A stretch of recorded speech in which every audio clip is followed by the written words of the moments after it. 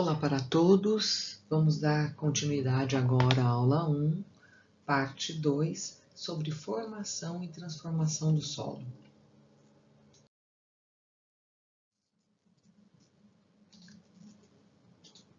Bom, nós vimos no conjunto de slides, parte 1, da formação e transformação dos solos, que o sedimento para ser formado, o sedimento não mais coeso, o sedimento isolado, para ser formado, ele precisa do quê?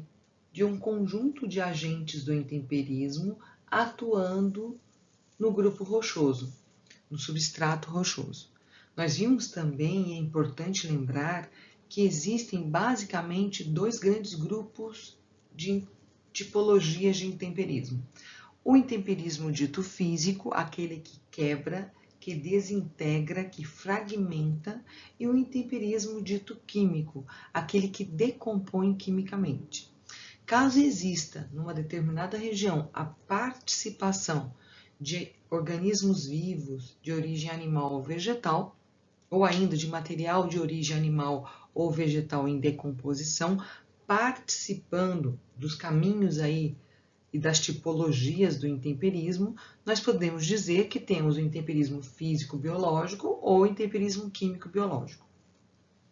Então, no conjunto de slides anterior, nós paramos aqui na formação do sedimento.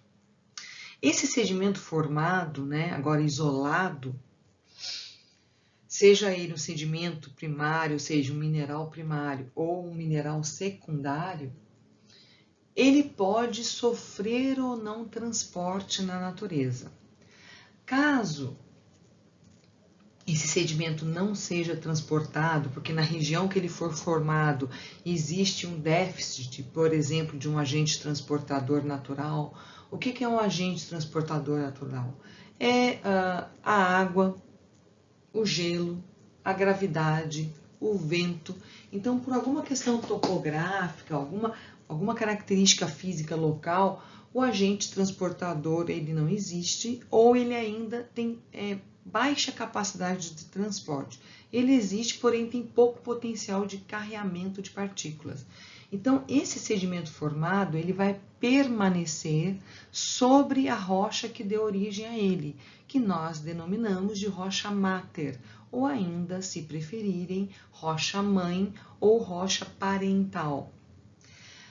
Esse sedimento, entretanto, mesmo permanecendo acima da rocha máter, ele fica ainda sujeito ao tempo e aos agentes do intemperismo daquela região, formando um grupo de solos que permanece, que são camadas, horizontes, que permanecem em cima do substrato rochoso da rocha máter que deu origem.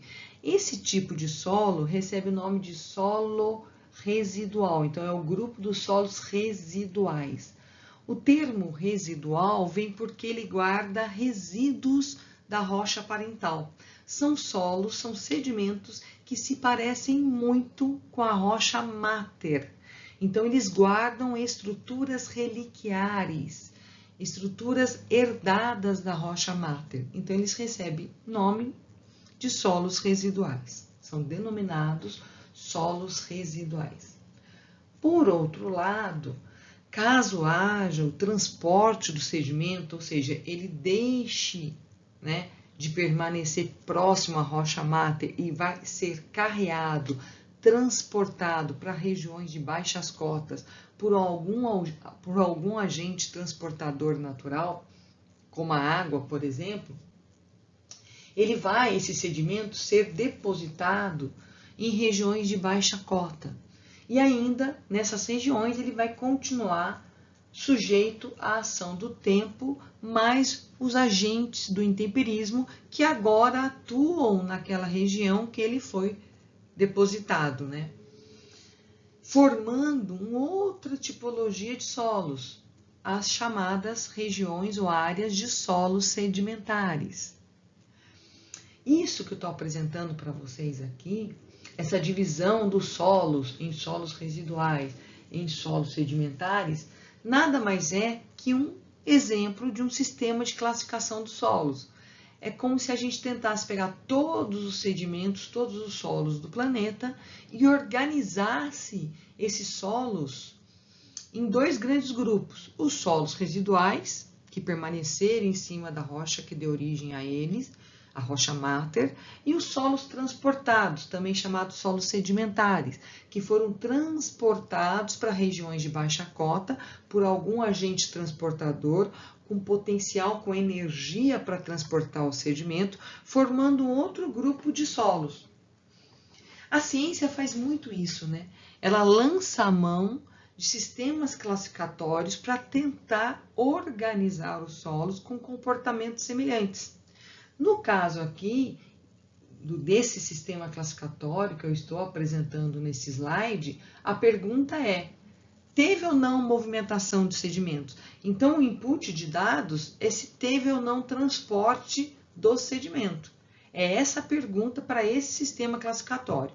No transcorrer do curso, a gente vai conhecer inúmeros sistemas classificatórios, até mais complexos, com outras perguntas acerca do comportamento dos solos.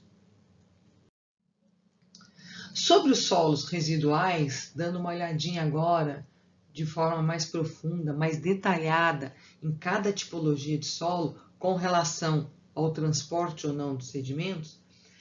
No nosso primeiro caso aqui a ser tratado, os solos residuais, são solos, lembrando que o material intemperizado, o sedimento, o solo, permanece sobre a rocha máter, né? Vai existir num horizonte, num perfil de solo residual, uma separação gradual entre a rocha máter, a rocha sã, a rocha que deu origem a todo o perfil, e as camadas que ficaram depositadas, camadas de solo, camadas de sedimentos, que ficaram depositadas acima dessa rocha sã. Então, quando a gente faz uma prospecção, uma investigação do subsolo numa área residual, numa área de solo residual, a gente nota a conexão genética. Desde lá de baixo, onde existe a rocha sã, que é a rocha íntegra, a rocha máter, passando pela alteração de rocha, ou rocha alterada, que é a rocha já fraturada, entrando numa região que é uma mistura de material, onde eu tenho ainda blocos de rocha maiores, já fragmentados e imersos entre blocos e torrões de material menos fragmentado, né? E solo, né? Imersos numa matriz mais fragmentada. Então, essa região aqui, para um perfil típico de solo residual, chama saprolito, que é uma mistura de solo e rocha. Depois, nós subindo a superfície do terreno, mais próximo ao nível do terreno, aonde o intemperismo se faz sentir de maneira mais atuante, nós entramos num horizonte, numa camada de solo mais intemperizado, né? Chamado solo residual jovem. Residual jovem porque ele ainda não ganhou maturidade e ele ainda apresenta as características da rocha máter. Então, se a rocha máter era uma rocha toda xistosa ou bandada, como um micaxisto ou um gneiss, com os minerais todos orientados dentro do corpo rochoso, o solo residual jovem vai ter esta cara. Embora agora o sedimento já esteja intemperizado, o sedimento já esteja isolado pelo intemperismo, a gente já esteja numa camada de solo, ele ainda guarda toda a orientação mineralógica, todo o bandamento dos minerais na sua estrutura, ele guarda ainda as estruturas reliquiares, os planos de fraqueza que porventura a rocha máter tenha. Então, daí o nome solo residual, porque ele guarda resíduo da rocha máter. Ele lembra muito a mãe dele, ele tem a cara da rocha parental. Se eu subo mais um pouquinho e eu entro numa camada mais próxima ao nível do terreno, ou já no nível do terreno, uma camada bem mais intemperizada, porque aqui em cima o intemperismo ele está muito mais atuante naquele compartimento, naquela região. Esse intemperismo é tão atuante que ele vai funcionar como uma borracha, que vai apagar as estruturas reliquiares herdadas da rocha parental. Então, essa camada de solo já não é mais um solo jovem, é um solo que ganhou maturidade porque ele passou por uma evolução pedológica, né? Ele passou por um grau de intemperismo um pouco mais atuante, que apagou a semelhança que ele teria com a rocha máter, e agora ele não tem mais nenhuma semelhança. Isso aqui são achuras que mostram que é um material mais homogêneo, tanto em textura quanto em coloração. Daí o nome é solo residual maduro, para distingui-lo do seu irmão mais jovem, que ainda aguarda as estruturas reliquiares da rocha máter, solo residual jovem. No decorrer do curso, nós vamos aprender também que dentro da tecnologia de solos tropicais, essas duas camadas de material aqui de solo residual recebem um nome técnico mais adequado para o ambiente tropical úmido. O solo residual jovem passa a ser denominado solo saprolítico e o solo residual maduro passa a ser denominado solo laterítico. Eu volto a repetir essa terminologia nos próximos slides. No segundo caso, nós temos o solo transportado, também chamado solo sedimentar. Quando ele vai ocorrer? Lembrando, quando o material intemperizado é removido por um agente qualquer da natureza, um agente de transporte. Pode ser a água, pode ser o vento, a gravidade, o gelo, entre outros agentes. Obviamente, de acordo com o agente transportador, nós vamos ter solos com nomenclaturas distintas. Por exemplo, se o agente transportador for a água, ele vai dar origem aos solos sedimentares ou solos transportados do tipo aluvial, ou ainda solos aluviais. O mesmo ocorre com o vento, a gravidade e o gelo. Solos eólicos são solos sedimentares, onde o agente transportador foi o vento. Solos coluviais são solos sedimentares ou transportados, se preferirem, onde o agente transportador foi a gravidade. Muito comum em a meia encosta ou pé da encosta na Serra do Mar, por exemplo. Solos glaciais, o agente transportador foi o gelo. Observação. É importante lembrar, nessa altura aqui dos slides, que vão existir o grupo dos solos orgânicos, que são solos com um grande acúmulo de restos orgânicos, vegetais ou animais, e que não será objeto de estudo nosso nessa disciplina. São as chamadas turfas, argilas orgânicas, as argilas marinhas, entre outros materiais com matéria orgânica. São solos com característica e odor marcante, né? São solos, em geral, muito escuros, pretos, marrom, verde escuro e com um odor característico de matéria em decomposição. Em geral, são solos muito compressíveis e inflamáveis.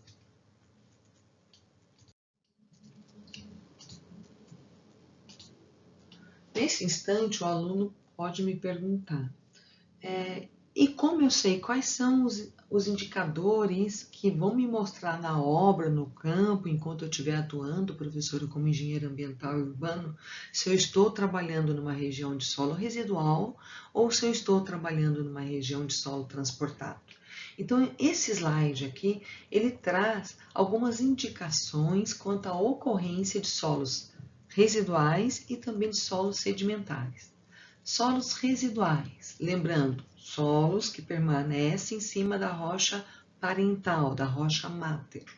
São, em geral, solos ou camadas ou horizontes de solos, se preferirem, que acompanham a topografia do terreno, a topografia, portanto, da rocha máter.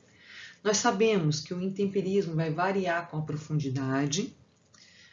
Maior intemperismo, material mais intemperizado, próximo à superfície, menos intemperizado, à medida que a gente se aprofunda no terreno. Nós sabemos também já que existe uma conexão genética entre a rocha máter e as camadas, e também existe essa graduação, essa variação do intemperismo com a profundidade, que nós vamos ter camadas com pontos ainda não intemperizados, presença de grandes blocos de rochas, que nós chamamos de matacões, presença de pontos com maior resistência, porque o material apresenta resistências diferentes dentro da mesma massa de solo ou mesma massa de rocha. Tá? Por o material não ter sido transportado, ele não foi polido. Então, os grãos, as partículas minerais, são angulosas, são angulares.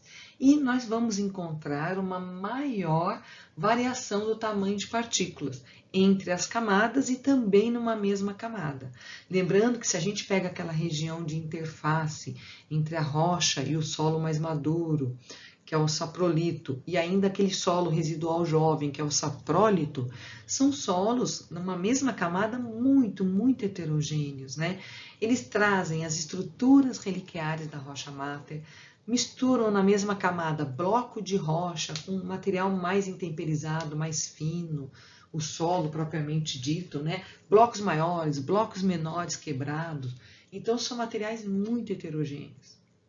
Já olhando os solos transportados, são aqueles solos formados pelo transporte de sedimentos de outras regiões, então não existe numa região de solo transportado nenhuma conexão genética entre a rocha e o solo que foi transportado e depositado acima dela. A gente pode ter, dependendo do potencial de transporte do agente transportador, da natureza, sedimentos transportados de origens diversas e carreados por uma mesma cota, depositados numa mesma cota. Então, nós temos, em geral, camadas horizontais depositadas em determinados períodos geológicos, de acordo com o agente transportador mais atuante naquele período. O próprio transporte viabiliza partículas minerais arredondadas e polidas. Nós temos numa mesma camada, em virtude do potencial, da capacidade do agente transportador, uma tendência de maior homogeneidade no tamanho da partícula. Então, são camadas mais homogêneas, diferentes, portanto, dos solos residuais. E nós podemos dizer que a resistência aqui do material vai variar de camada para camada, porque numa mesma camada essa resistência tem uma tendência de ser mais homogênea, também diferente, em especial dos solos residuais jovens. Lembrando que, assim como o sedimento, ele continua na região de solos residuais sujeito ao tempo e à ação do intemperismo, aqui também nos solos transportados nós vamos ter os sedimentos sujeitos à ação do tempo e do intemperismo. Então, nós vamos poder ter também camadas de solos lateríticos e camadas de solos saprolíticos. Entretanto, as camadas vão ter essas características, que são diferentes das características das mesmas camadas lateríticas e saprolíticas de regiões residuais.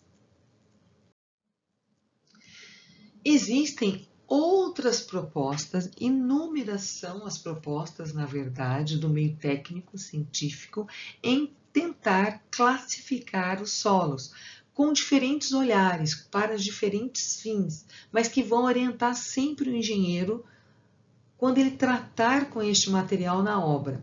Um outro sistema classificatório que eu vou apresentar para vocês agora é uma tentativa do meio técnico-científico em dividir os solos do planeta em duas tipologias, em dois grupos, os chamados solos grossos e os chamados solos finos. Vejam que este sistema não trata mais se houve ou não transporte do sedimento. A pergunta agora é outra, né? Qual é o tamanho do sedimento? Qual é a textura da partícula? Qual é a textura do meu solo?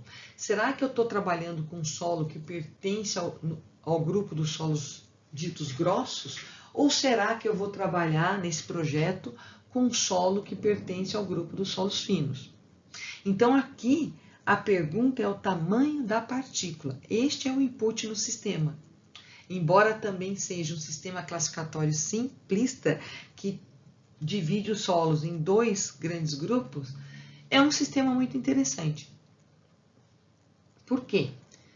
Se eu sei que eu estou trabalhando com um solo grosso, ou um solo que pertence ao grupo dos solos ditos solos grossos, há de se esperar que o comportamento geomecânico do material seja ditado única e exclusivamente pelo tamanho da partícula, já que nós temos as nossas forças gravitacionais no planeta. Então, quanto maior for a partícula, o sedimento daquele solo, mais eu tenho atrito entre as partículas. Por outro lado, se eu estou trabalhando com um solo que pertence ao grupo dos solos finos, há de se esperar um comportamento geomecânico não mais ditado pelas forças gravitacionais, porque o solo é tão fino que eu não consigo nem visualizar uma partícula isolada a olho nu. Então, ele não tem peso para trabalhar por atrito. Ele vai trabalhar por outras forças, já que ele tem uma superfície específica muito grande, então ele vai trabalhar por forças moleculares, forças elétricas e eletromagnéticas. O contato aqui, partícula a partícula, ocorrerá por um outro caminho e não por atrito. Ocorrerá porque nós, geotécnicos, chamamos de coesão.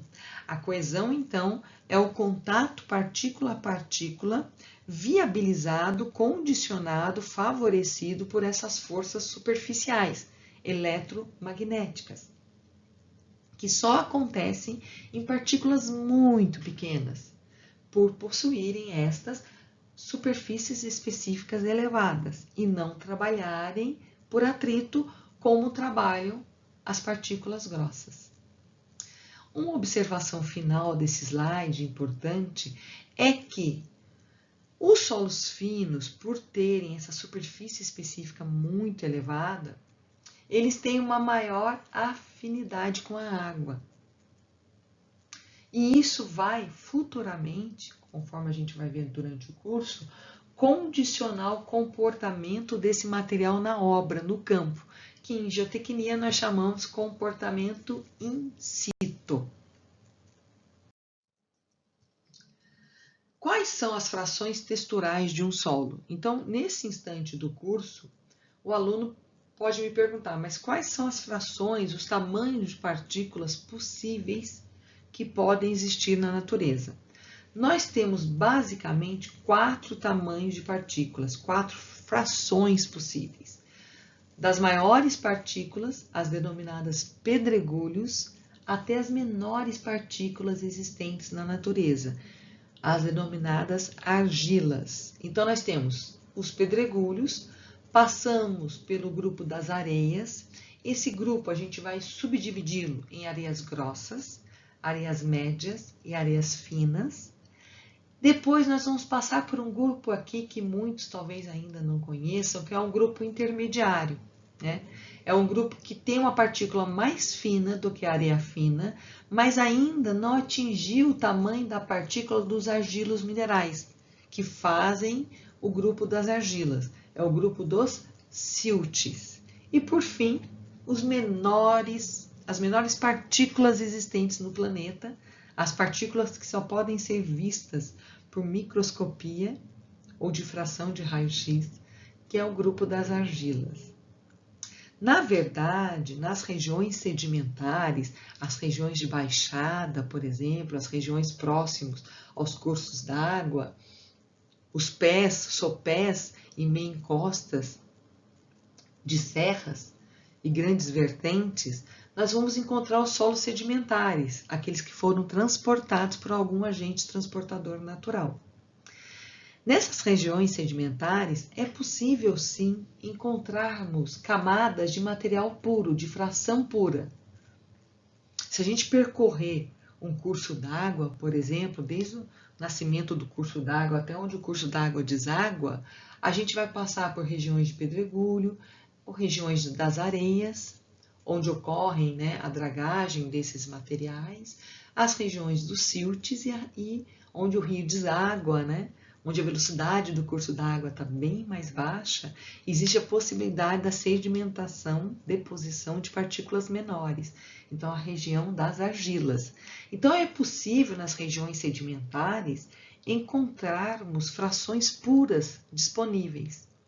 Entretanto, se eu estou trabalhando em especial em áreas de relevo, em regiões de solo residual, é possível que o solo ou a camada que eu esteja trabalhando, interagindo, escavando, seja uma mistura das partículas de vários tamanhos.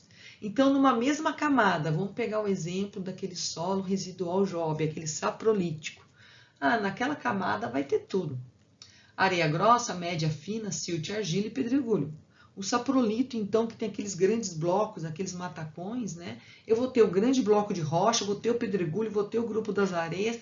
Então, nas regiões residuais, numa mesma camada, eu posso ter todas essas frações misturadas. E aí a minha vida fica bem complexa, bem mais complicada, porque daí eu estou correndo em direção à heterogeneidade, não só de textura, mas também de comportamento geomecânico. Resumidamente, qual seria a composição química e mineralógica de cada fração textural que eu apresentei no slide anterior? Vamos pegar fração por fração agora. Pedregulho, visibilidade, olho nu. Composição mineralógica predominante, fragmento de rocha. Grupo das areias, visibilidade, olho nu. Composição mineral predominante, mineral primário. Quando a gente fala aqui em mineral primário, vem lá a aula 1, parte 1 da aula 1. Para formar mineral primário, que tipo de intemperismo a gente precisa? Intemperismo físico. Apenas quebra. Então, é o mesmo mineral que tinha lá na rocha máter. O intemperismo físico atuou, só quebrou esse mineral, isolou esse mineral. Então, para formar areia, eu preciso ter naquela região muito intemperismo físico. Já o silt. O silt, dependendo da textura do silt, a gente vai ter silt muito fino, silt um pouco mais grosso na natureza. Eu posso ver esse silt por lupa ou ainda por microscópio, se ele for um silt mais fino. Qual que é a composição mineralógica predominante? É uma mistura de mineral primário mais mineral secundário. Opa. Lembrando, mineral secundário é o mineral neoformado. É o mineral primário que passou por uma decomposição química. Então, nós voltamos lá para a parte 1 da aula 1. Para formar mineral secundário, a gente precisa de intemperismo químico, porque ele só é formado por decomposição química. Portanto, para formar parte dos siltes e ainda o grupo das argilas, que é o grupo constituído unicamente de minerais secundários, a gente precisa de muito intemperismo químico para que ocorra a decomposição química do mineral primário. E, por fim, as argilas, ou a fração de argilas, o grupo das argilas, é um grupo não visível a olho nu. Eu preciso de microscópio eletrônico para enxergar essa partícula tão pequena, tão ínfima, com uma textura, com a menor textura possível na natureza. Ainda, classificando de acordo com a forma, nós vimos a textura, o tamanho, e agora o formato. Solo de granulação grossa, em geral são solos com diâmetro maior que 0,075 milímetros. Eles podem ter partículas esféricas se eles forem polidos. É o caso dos solos transportados, também chamados sedimentares. Ou ainda partículas angulares, né? É o caso dos solos não transportados, né? Solos residuais. Por outro lado, nós temos o grupo dos solos de granulação fina. São solos com diâmetro menor que 0,075 milímetros. São solos o quê? Com uma superfície específica muito grande. São as chamadas partículas placoides, são placas, são folhas ou ainda lamelares. 2 dimensões maior que a terceira dimensão, que aqui é o caso do grupo dos argilos minerais. A pergunta que poderia ocorrer agora é: da onde a professora tirou esse diâmetro maior e menor que 0,075 milímetros? Para que eu possa explicar isso para vocês, a gente volta lá também na parte 1, da aula 1, lembrando que uma das definições práticas para o engenheiro do que é solo é todo material não coesivo, né? No único corpo rochoso, é um material isolado, é um sedimento já isolado, e que em laboratório, mesmo eu tendo um solo com sedimentos misturados, eu posso separar esses sedimentos por um processo mecânico simples. Por exemplo, o peneiramento. Então, o que a ciência fez?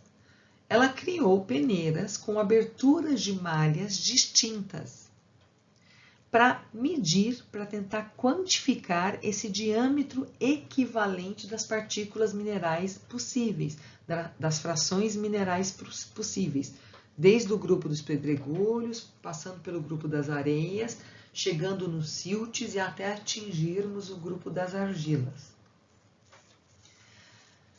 Vejam bem, o diâmetro maior ou menor que 0,075 milímetros, ele equipara-se ao diâmetro de uma peneira muito famosa em laboratório, a chamada peneira 200. Essa peneira, ela possui esse diâmetro de malha, né? Ela tem abertura de malha 0,075 milímetros. Ela é muito fina.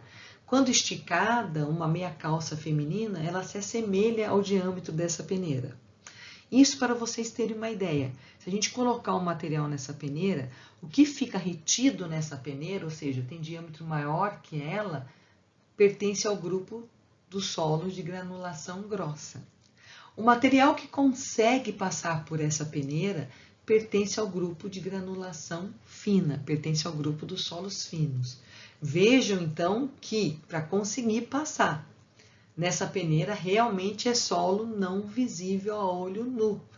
É solo fino, é o grupo dos siltes finíssimos, em especial o grupo das argilas, dos argilos minerais.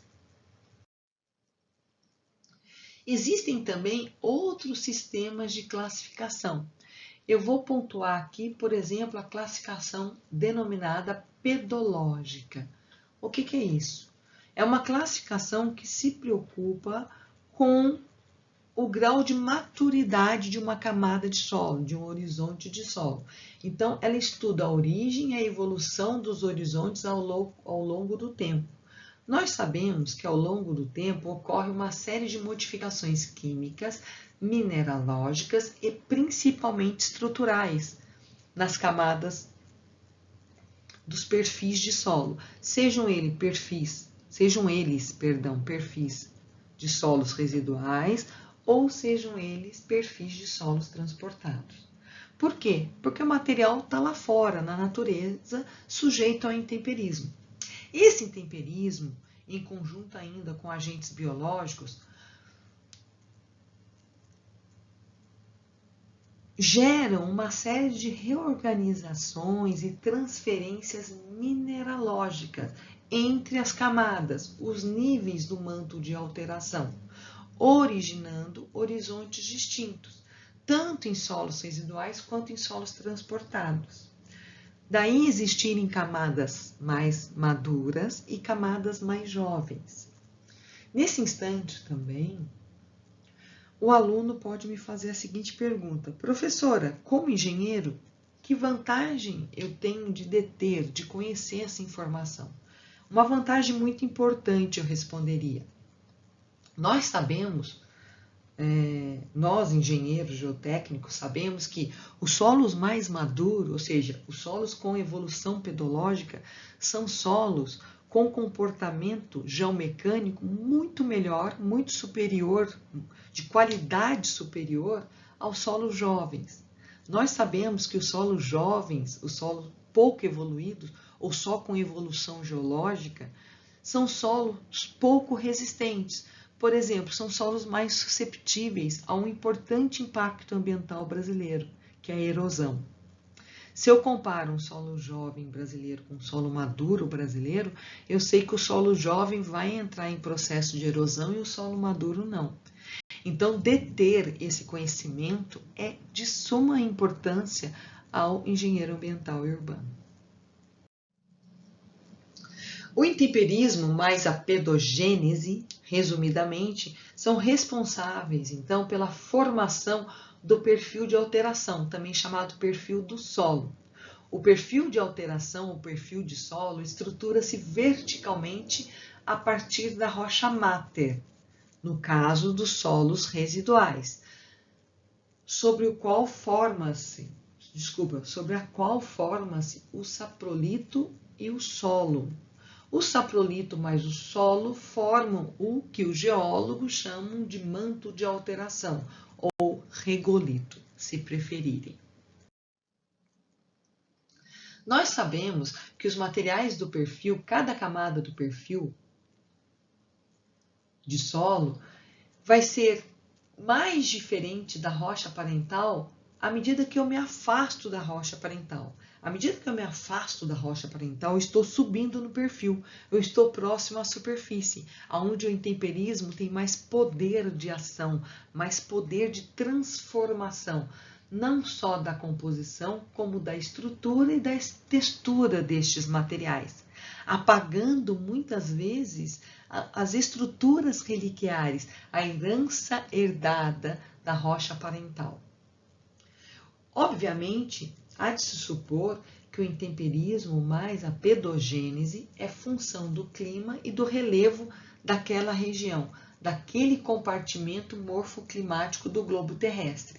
Então, cada região do globo vai ter um intemperismo, vai ter uma pedogênese e, por conseguinte, vai formar um perfil de alteração distinto.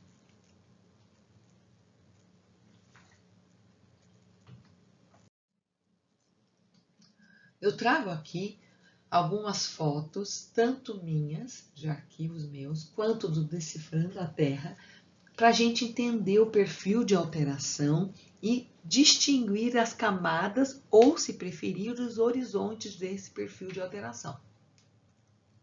Nós vamos pegar como exemplo um perfil de alteração de região residual, porque a região residual é muito didática, né? Já que ela tem essa conexão genética com a rocha máter, e a gente consegue enxergar a graduação, a distinção, né, dos níveis de intemperismo atuante durante o perfil, no transcorrer da altura do perfil. Nós saímos, então, lá de baixo da rocha máter, rocha alterada, passamos por uma região jovem, né, o saprolito, o horizonte e o saprólito, o horizonte C residual, muito jovem, né, de baixo comportamento, péssimas características geomecânicas. Depois nós entramos numa região mais nobre, mais madura, porque nós estamos subindo próximo ao nível do terreno, aonde o intemperismo atua na sua maior capacidade, que é a região B, né, que é o solo mais maduro. Depois nós temos a região A e E, que é uma região que nós não trabalhamos em geotecnia, que é um solo muito rico em matéria orgânica, né? Que é um solo que interessa aí para a agronomia ou até mesmo para a proteção das camadas subjacentes, que é um solo que tem propriedades aí para a agricultura. Olhando essa foto minha aqui, a gente percebe, né, o horizonte orgânico, né, o solo vegetal, depois o horizonte mais maduro, mais homogêneo, tanto de coloração quanto textura, que nós chamamos de solo laterítico. Laterítico. Later vem de tijolo, daí a cor vermelha, né? O intemperismo atuando, o intemperismo químico muito intenso, oxidando o ferro, né? A coloração do solo ser esse marrom com vermelho, ser essa coloração vermelha de sangue, né? Denotando o grande aporte de óxidos e hidróxidos de ferro. E depois nós entramos no horizonte mais jovem, né? O solo residual jovem, o saprolítico. Sapro quer dizer podre. Então, é o solo de baixo comportamento geomecânico, né? Vamos dar um zoom em cada camada. Um perfil, pessoal, é constituído de várias camadas ou horizontes. Se eu der um zoom, fotografar só a camada de solo laterítico, a gente vai enxergar isso aqui, ó. Um solo mais homogêneo, tanto em coloração quanto em textura, não digo em comportamento. Ele tem uma tendência homogênea, mas coloração e textura mais homogênea, e uma coloração ou vermelha ou amarela, denotando, respectivamente, óxido e hidróxido de ferro. Isso a gente só consegue com evolução pedológica, com grau de maturidade. Então, isso aqui é um jovem, um solo maduro. Do lado, a gente tem esse solo aqui embaixo, um solo jovem. Quando eu dou um zoom, quando eu fotografo só aquela camada, a gente já percebe o oposto, uma heterogeneidade, tanto de coloração quanto de textura. É um solo que tem mais de 3 cores numa mesma camada. Ele guarda a estrutura da rocha máter. Se a gente olhar aqui na minha foto ao lado, isso aqui é solo, porque desagrega ao toque das minhas mãos. Porém, visualmente, ele lembra um gneiss. A gente vê todo o bandamento aqui, ó, dos minerais na mesma massa de solo. Ele tem a cara da rocha máter. Porém, é um solo jovem, pouco intemperizado. Eu só tenho aqui, nesses dois casos, uma evolução geológica. Eu não tenho a evolução pedológica que eu tenho aqui. Porque eu não ganhei ainda a maturidade. Eu preciso ainda de anos em escala geológica para o intemperismo atuar aqui e apagar todas as estruturas reliquiares, os planos de fraquezas, as xistosidades, o acamamento, a orientação mineralógica e transformar esse material num solo mais maduro, de melhor qualidade geomecânica. Então, para o olhar da geotecnia. Existem, como eu falei, vários outros sistemas, várias outras propostas classificatórias para os solos. Aqui eu trago uma proposta que os geógrafos e os geólogos também usam muito. A gente nem tanto, mas é importante saber. Essa proposta classificatória, ela usa o clima da região, clima, precipitação e temperatura, para atrelar ao comportamento do solo associado, né? Então, se a temperatura aumenta muito e eu não tenho nada de precipitação, eu estou numa região de solo desértico. Se eu aumento muito a precipitação e a temperatura é muito baixa, eu estou numa região de tundra, uma região polar. Se eu tenho tanta precipitação elevada quanto temperatura, eu tenho solo tropical e ainda tenho solo temperado úmido. Então, são outras terminologias passíveis da gente utilizar para denominar os solos do planeta, ou classificar os solos em grupos comportamentais. Uma outra classificação pedológica, essa classificação também muito utilizada pelos geógrafos e geólogos, que é dividir os solos nos grupos dos solos zonais, que seria o quê? Nossos solos maduros, mais profundos. Os solos intrazonais, solos com muita umidade e elevada concentração de sais, que são os nossos litossolos, e os solos azonais, que seriam os nossos correspondentes solos jovens, né? Pouco desenvolvidos, né? Por exemplo, os solos aluviais. Então, aqui eu estou apresentando um outro sistema classificatório, onde o pressuposto é a evolução do solo. Se o solo é maduro, se o solo é jovem, se ele tem muita concentração de sais ou não, se está muito úmido ou não. E por fim, eu deixo aqui uma pergunta importante para vocês. Por que estudar o solo? Uma das respostas mais óbvias é porque mais que 80% da população do planeta está assentada, está apoiada, está depositando, descarregando as cargas em cima desse material. Ou seja, é esse material que nos suporta. Nesse instante, vira um aluno e fala, mas e as fundações das estruturas? As fundações das estruturas são apenas elementos de transição, de transferência de carga da estrutura, seja um prédio, uma edificação, uma ponte, etc., para uma determinada camada do solo com capacidade de carga para sustentar aquela obra. Então, quem dá capacidade de suporte para toda intervenção humana, para toda engenharia, são os solos, são as camadas de um perfil de solo.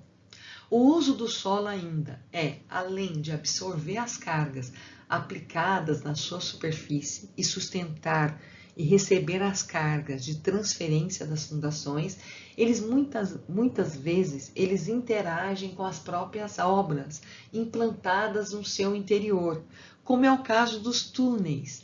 Ou ainda, o solo é a própria obra, como é o caso das barragens, das camadas de um pavimento, base e subbase de pavimento de rodovias, estradas, aeroportos e portos.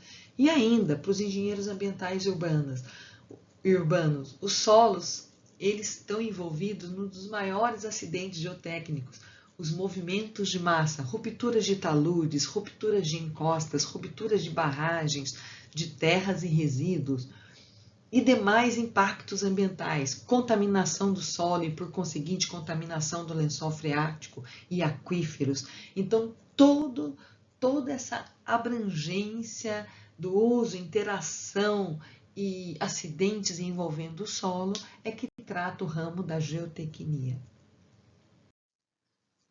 Fico por aqui agradecendo a todos.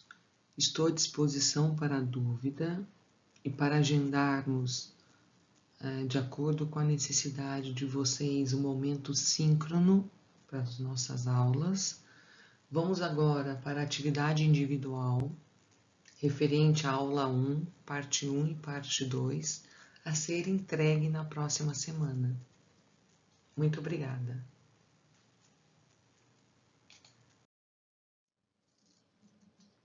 Como atividade da aula 1, semana 1, gostaria muito que vocês pesquisassem uma aplicação importante da área de geotecnia, uma aplicação que vocês considerem que precisa ser melhor estudada, avaliada, que vocês gostariam de trabalhar como engenheiros, pontuando, né, a identificação dessa aplicação local, características gerais, né, se vocês conseguirem pesquisar, tipologia do solo envolvido, processo, uma imagem ou mais imagem, e a proposta de correção ou mitigação, se existe, né, se for aventada nos documentos que vocês pesquisarem. Eu vou deixar essa atividade também disponível no Moodle da disciplina. Obrigada.